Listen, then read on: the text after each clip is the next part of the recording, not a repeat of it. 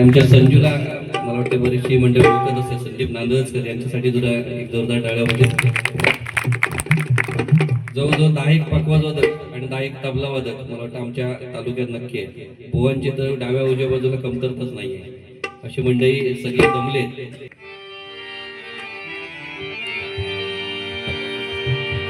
आजच्या शिमगोत्सवानिमित्तानं आपण सगळी मंडळी आलात आणि आम्हाला भजनी मंडळाला निमंत्रित केलं. आता खरे ढोल वाजवायचे दिवस आहेत आणि आता आम्ही पखवाजनी तबले वाजवायला गेलोय. परंतु परमेश्वराचं नामस्मरण करताना या पालखी उत्सवानिमित्तानंच आपण ज्यावेळी सत्यनारायणला आपण पावन होण्यासाठी प्रार्थना करत असतो. आम्ही भजनी मंडळी तुमच्यासाठी देखील काहीतरी मागणार, ते म्हणजे निश्चितच सुख आणि समाधान या गजरातून मागण्याचा प्रयत्न करतोय. सुख शांती सदा नांदू दे,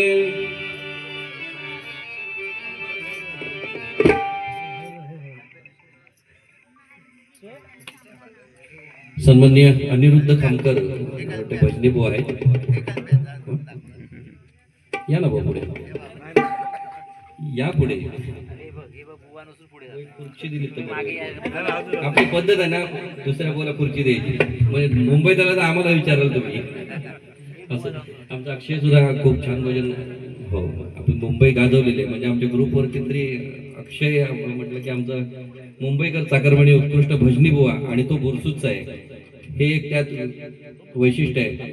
आमचे मित्र सन्माननीय शिरसेकर बुवा यांचे पट्ट शिष्य असलेले आमच्या अक्षयसाठी एकदा जोरदार टाळ्या होते. खरोखर आम्ही भजनी बुवा जरी झालो 25-30 वर्ष, माझे मित्र समीर आंबरेंसहित आमचे नंदू पांच्या बुवांसहित बरीचशी वर्ष काढलेली भजनामध्ये, परंतु शास्त्रीय संगीताला जोड घेऊन जर आमच्यातील नवोदित तारा कोण होत असेल तर अक्षय. आम्ही भजनाचा आनंद घेतो, परंतु त्यातून सुमधुर कला जर कोणी स्वतःसाठी घेतली असेल तर ते अक्षयने घेतले निश्चितच.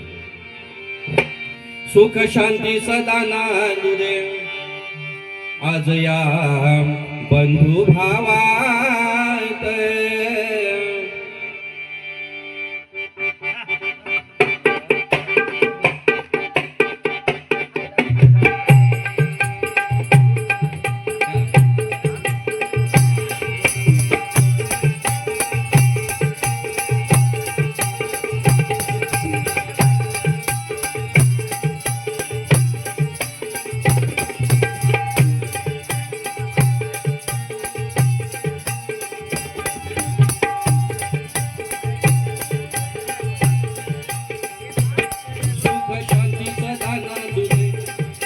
शांती सदा नांदू दे, आज या बंधू भावात.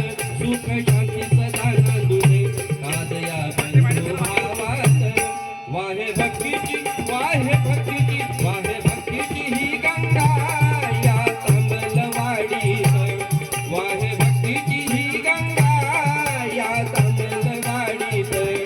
वाहे भक्तीची ही गंगा या तांबलवाडीत.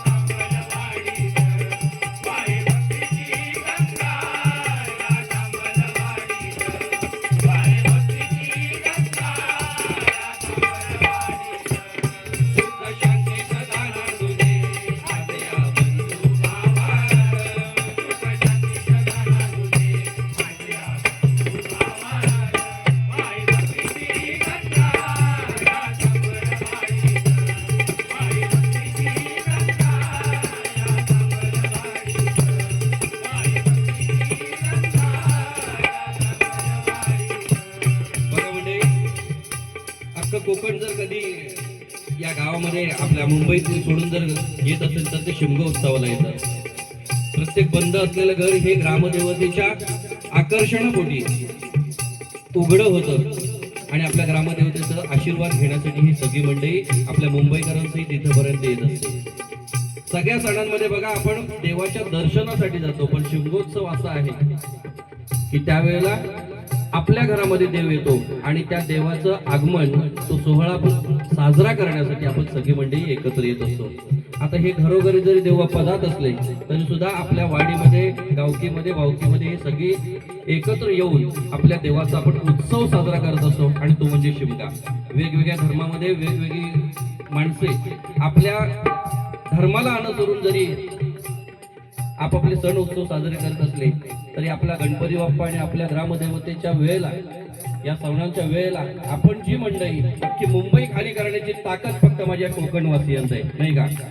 आणि ही मुंबई ज्या ज्या वेळेला खाली होते त्या वेळेला अर्धी मुंबई जर कुठे जात असेल तर ती एक मात्र जे आपल्या कोकणाकडे आकर्षिली जात असते ते आपल्या ग्रामदेवतेच्या कृपाशीर्वादाने. आणि म्हणून ही सगळी मंडळी ज्या वेळेला एकत्र येते त्यावेळेला आपला बाप्पा निश्चितच, आपली ग्रामदेवता निश्चितच आपल्याला कृपाशीर्वाद देते. ही ग्राम